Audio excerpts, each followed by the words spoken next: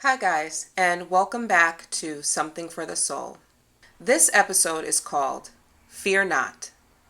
God tells us not to fear. He says, "Fear not, for I am with you. Be not dismayed, for I am your God. I will strengthen you. I will help you. I will uphold you with my righteous hand." That's Isaiah 41:10. There are two types of fear. To be in awe, it is often translated as reverence, worship, and fear, like fear the Lord. This is what you may call a good or healthy fear, like in Proverbs 9:10, where it says, "The fear of the Lord is the beginning of wisdom, and the knowledge of the Holy One is understanding." The other form of fear is what can be called projected or imagined fear. That can look like fear of a future outcome. Fear in the latter sense is what we will be discussing today. Projected or imagined fear.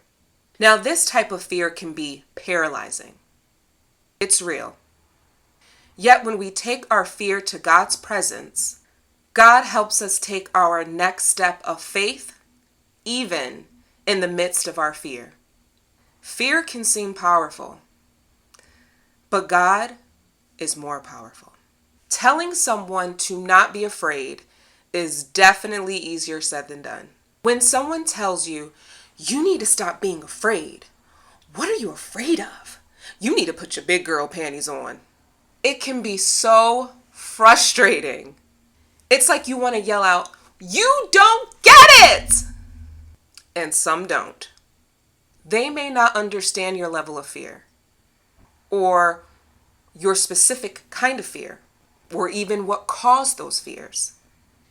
Your fear can be rooted back as far as early childhood. Studies show children who have experienced early, intense, and traumatic events also have an increased likelihood of being fearful all the time or being nervous about everything. Your fear could be rooted in insecurities. It could be rooted in abandonment. It could even be rooted in the feeling of lack of love. Instead of having to hear, "Well, you need to stop being so afraid all the time," what you should hear is, "God is for you. God isn't on the fence about you. He loves you unconditionally." When you focus on God's love for you, that casts out fear. And you need to come into agreement with that love that God has for you. In Psalms 139, it says, "He knew you before you were born. He knit you together in your mother's womb. You were planned way before you even existed." God put thought and care into your design. And while you were a sinner, Christ died for you. According to Romans 5:8, this sacrifice had nothing to do with your actions, but it was simply to demonstrate God's love for you. Don't agree with the adversary. Agree with what God says about you. 2 Timothy 1:7 says, "For God hath not given us the spirit of fear, but of power and love and of a sound mind." Being fearful and letting it consume you doesn't just affect you, but it affects those connected to you. Your children can see that fear, be raised in it, inherit it, and pass it on to their children, and so forth. It can also affect those you haven't even met yet. For example, you have a dream of starting a business or a ministry, but the fear of failure is stopping you from stepping out of your comfort zone. And ultimately, it stops you from doing it. But that business or ministry can be the pebble in the pond that has the ripple effect that can affect so many people. it can heal lives and bring glory to the kingdom of God. But because you were so afraid to take even the smallest step, hundreds, maybe even thousands of people missed out on a blessing that you could have helped to facilitate. When God gives you a vision or a dream for your life, or when God calls you to a higher purpose, you have to do it.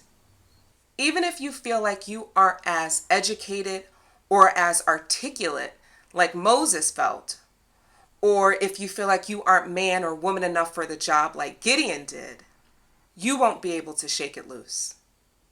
God will keep dealing with you until you do it.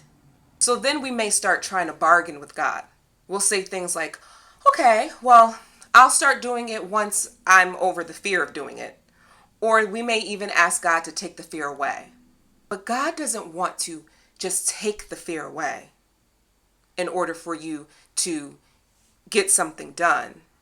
He wants to give you courage to go ahead and do that thing, even while you may still feel afraid to do it. You never get victory over anything by running away from it. You have to face it, go through it, and conquer it. And once you take that step and conquer your fear and get on the other side, you will notice that not even half of it, if not all of it, was as scary as the enemy tried to play it up to be. Sometimes we just have to do it afraid. God says in Deuteronomy 31:6, "Be strong and courageous. Do not be afraid or terrified because of them. For the Lord your God goes with you. He will never leave you nor forsake you." I don't know about you, but knowing that the creator of the universe is on my side and that he's with me every step of the way as long as I am in his will for my life gives me just a little bit more confidence. Fear can be a stronghold if we're not careful. But if you do it afraid, you are rendering that fear powerless. And you are making the power of God manifest in your weakness. God is still in the business of miracles, signs, and wonders. You can either be afraid or worried all the time, or you can trust him for daily miracles. You might just be a few action steps away from stepping into your next level of greatness.